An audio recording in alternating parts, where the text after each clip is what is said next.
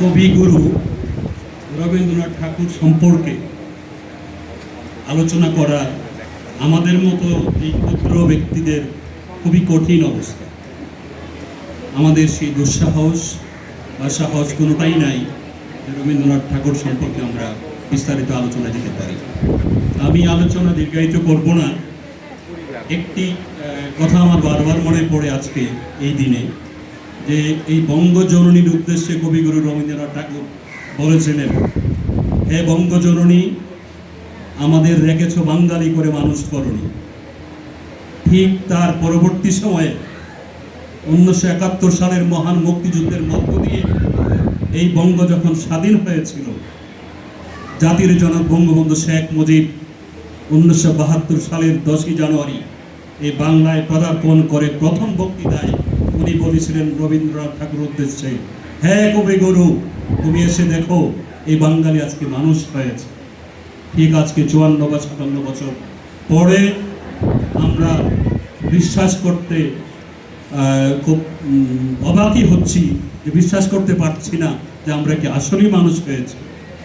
আজকে এই বাংলায় তথা সারা বিশ্বে এই যে ভারতবর্ষের মধ্যে যে অবস্থা সৃষ্টি হয়েছে, সেখানে ধর্মীয় উগ্রবাদের আস্ফালন দিন দিন বেরিয়ে যাচ্ছে।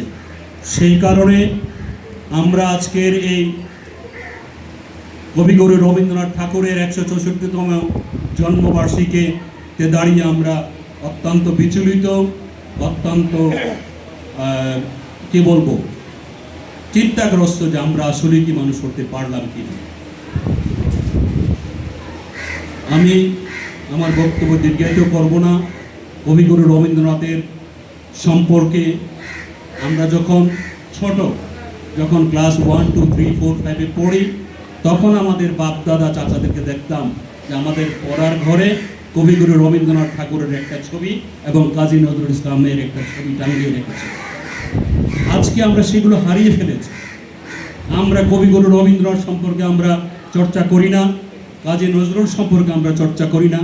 তাদের যে মানবতার প্রেম, তাদের যে মানবিক গুণাবলী, তাদের যে মানবিক মনুষ্যত্ববোধ, সেই জিনিসগুলো নিয়ে আমরা চর্চা করি না, আমরা বিশ্লেষণ করি না, আমরা এইটা নিয়ে কোনো কার্যক্রমের সাথে আমরা সম্পৃক্ত নই।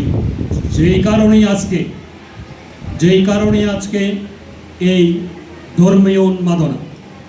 অতএব আমরা আমাদেরকে কবিগুরু রবীন্দ্রনাথ সম্পর্কে উনি মানবতার যেই ডাক দিয়েছেন, সেগুলো বিশ্লেষণ করতে হবে, সেগুলো নিজের জীবনে ধারণ করতে হবে এবং সেগুলো বাস্তবায়ন করার জন্য আমাদের সবাইকে সচেষ্ট হতে হবে। জয় বাংলা, জয় বঙ্গবন্ধু, বাংলাদেশ চিরজীবী হোক।